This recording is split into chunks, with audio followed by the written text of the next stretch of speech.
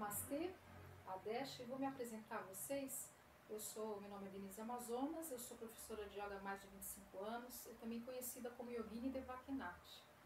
Eu estou participando desse projeto junto com outros professores, principalmente pelo motivo atual que estão sendo essas manifestações acontecendo nos Estados Unidos sobre o preconceito racial, com a questão infelizmente, aquele acontecimento trágico da morte daquele homem negro, do que está acontecendo também no Brasil e sobre a questão também da divisão política influenciando os próprios professores de yoga, cada um tomando partido, né? Ou como o yoga de direita ou de esquerda, e colocando a minha visão pessoal como professora sobre essa questão.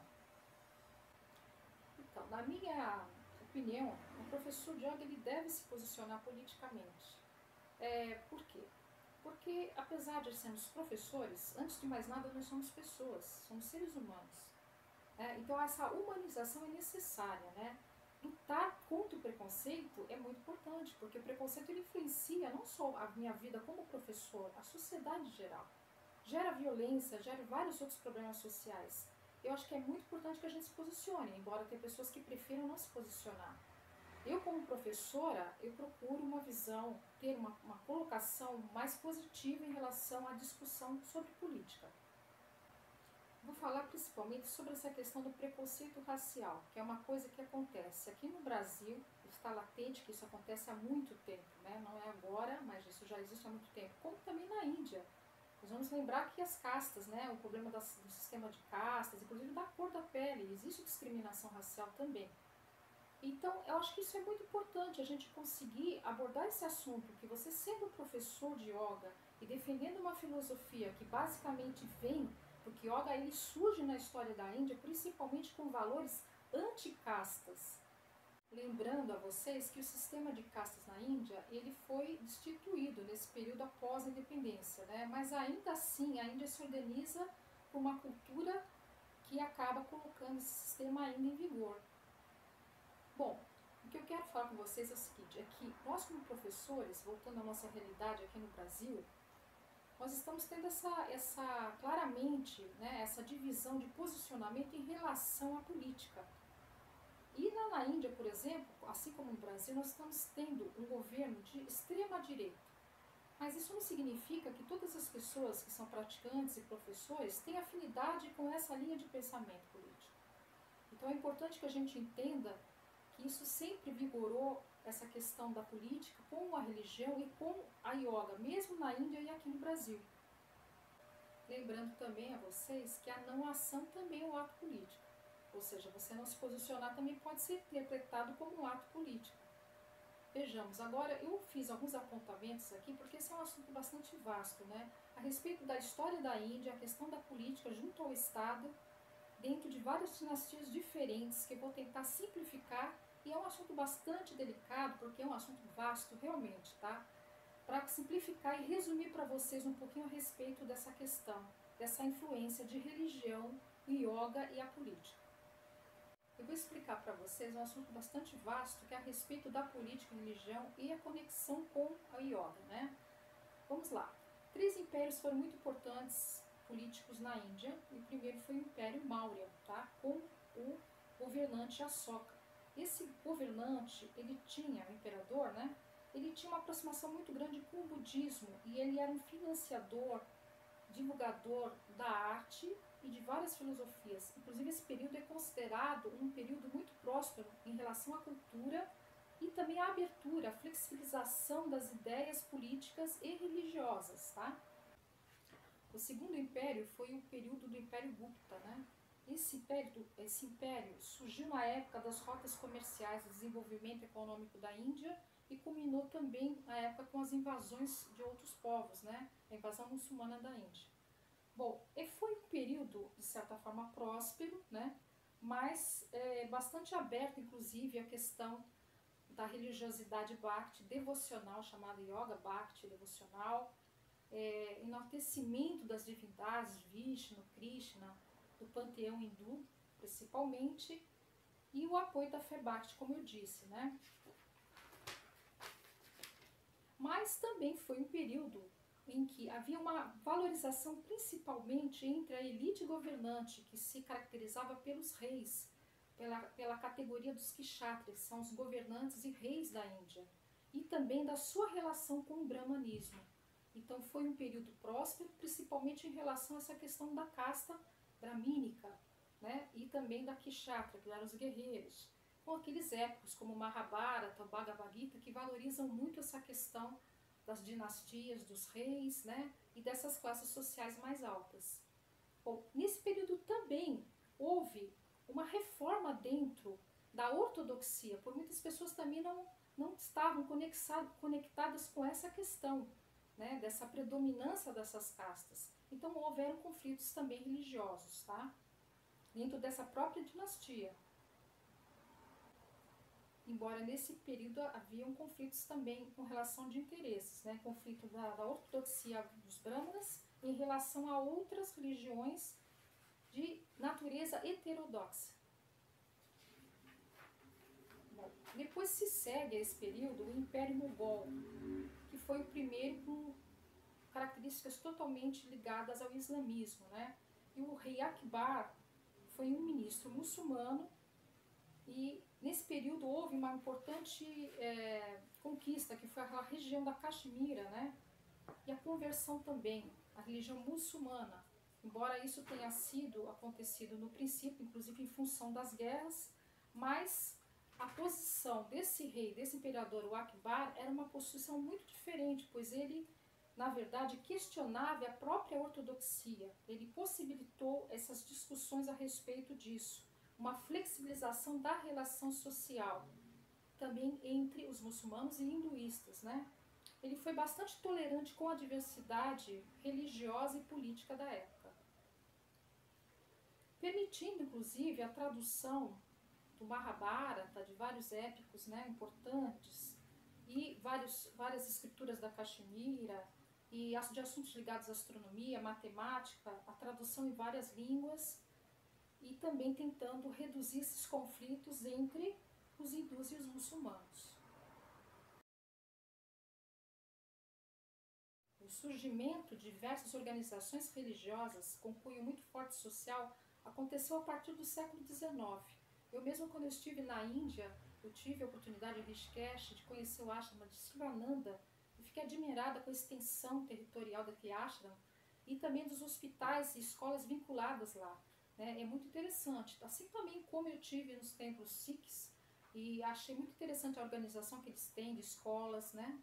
E o trabalho que eles fazem social, que é brilhante com a sociedade, a distribuição de alimentos ao povo e a oportunidade que eles têm de ter acesso também à própria medicina ayurvédica, né?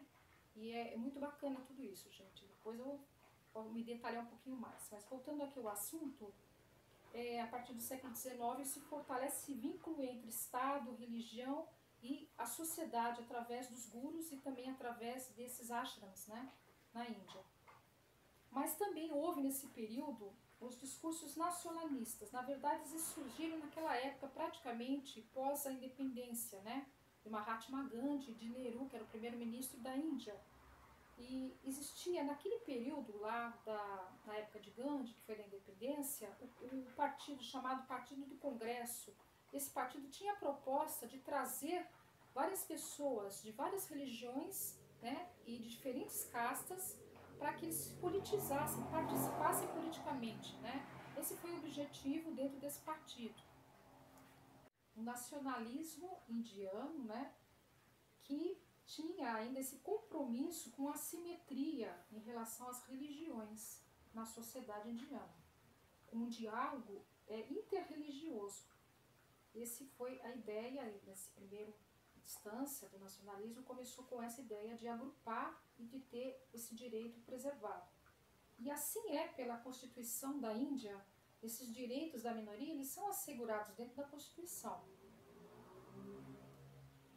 Mas na sociedade, infelizmente, já existia uma divisão, e sempre existiu em relação à questão de se falar pessoas hindus e pessoas muçulmanas.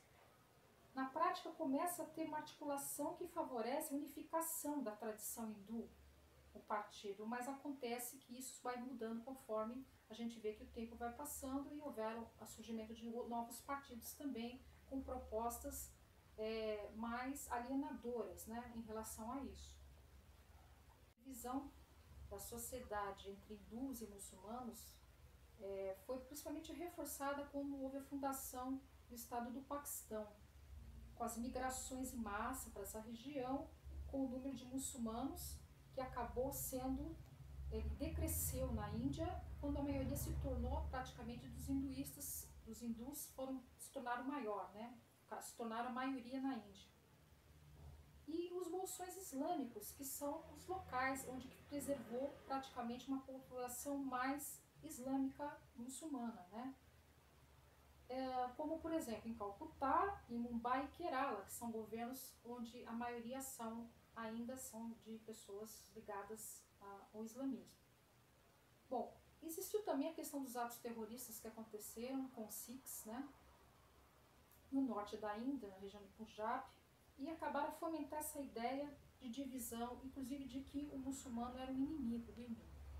São acontecimentos que houveram na história que acabaram fazendo com que essa divisão ficasse mais acirrada. Inclusive com essa questão fomentada por esse problema que houve com os Sikhs, né? E que acabou que, na verdade, fomentou ainda mais essa divisão, né? Entre muçulmanos, considerados inimigos dos hindus. Bom, deixar claro que a Constituição da Índia, ela é uma Constituição baseada num sistema democrático. Então eu vou citar para vocês algumas coisas em relação à Constituição indiana que mostram e deixa claro em que o direito das minorias ele é preservado através dessa Constituição, embora na prática a gente possa não estar vendo exatamente isso acontecer, né? Vamos lá, a Constituição da Índia, no artigo 30, fala o seguinte: todas as minorias que se baseiam em religião ou língua devem ter o direito de estabelecer e administrar instituições educacionais de escolha.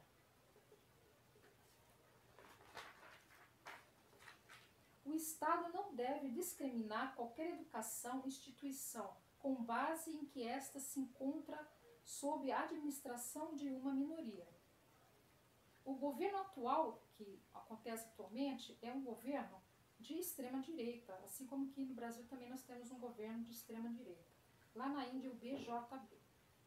Esse partido, que é o Bharatiya Janata Party, ele tem uma visão de extrema-direita e que, de certa forma, se contrapõe em relação à democracia, em relação à questão que está ali nos próprios ditames da Constituição indiana, que é democrática, porque ele propaga a ideia de que a Índia deveria ser governada a partir dos interesses da maioria que é hinduísta, entrando em conflito assim com a própria Constituição, que prevê a governança a partir da diversidade política. Bom, gente, isso é muito parecido também, de certo modo, né, com o que acontece em outros países, inclusive aqui no Brasil, que é o momento que nós estamos vivendo, né, em que as pessoas, os professores, os praticantes de yoga acabam dizendo que a yoga ela tem uma conduta ligada a uma ideia ortodoxa, e outros falam, não tem, a yoga surgiu com as escolas heterodoxas. E vamos lembrar que, de certa forma, algumas linhagens de yoga que estão ligadas, por exemplo, ao budismo, que é heterodoxo, ao tantra, que é heterodoxo, e as castas, inclusive, os sufis, né? Existem as yogas ligadas também nos sufis, que são meditadores e praticantes de yoga, eles são todos um grupo que vem dos heterodoxos e não dos ortodoxos. Então nós não podemos falar em termos de dizer que yoga tem uma posição definida em relação a essa questão. Existem linhas ortodoxas, existem linhas heterodoxas. Existem pessoas filiadas a um partido de direita, conservador, existem pessoas que não são filiadas a partido nenhum, ou que têm mais admiração ou são filiadas a partidos de esquerda. Finalizando o meu ponto de vista, eu acho que como cidadão, cada pessoa tem o direito de optar politicamente, seja por uma ideia mais conservadora de direita ou mais liberal de esquerda, né? Mas com relação a yoga, nós não podemos dizer que yoga seja as tradições de yoga todas ligadas à direita, ao pensamento ortodoxo. Lembrando que yoga surge em determinado momento, ligada a movimentos como o budismo, o tantra, que são movimentos heterodoxos e muitos também ligados à luta de castas, contra castas, né, contra essa questão de discriminação, associadas a esses grupos, como eu falei, inclusive a minha tradição. Lembrando que o meu mestre principal da tradição, que é Goraksanat, o seu mestre foi Matsyendranath, que criou a tradição Kaula, que está ligada à questão do feminino, das deusas e da mulher, né? Com os estudos relacionados à questão do Tantra. E Goraksanat também, durante sua vida, isso está nos conhecimentos de seus ensinamentos, são os sabbats, e ele teve discípulos de todas as religiões. Alguns eram budistas, alguns eram sufis, alguns eram hinduístas, né? E todos eles ficaram como sendo discípulos de Goraksanat. Então a tradição ela tem essa visão mais ampla e não só direcionada a uma religião ou a essa questão de casta, mas muito pelo contrário. O Tantra, o budismo, a tradição Nat, todos eles foram representantes de uma visão muito mais aberta em relação à sociedade e o direito humano. Muito obrigada, Adeste. Eu agradeço a participação dentro desse trabalho que vocês estão fazendo, professores, a respeito da religião, yoga e a sociedade. Muito obrigada.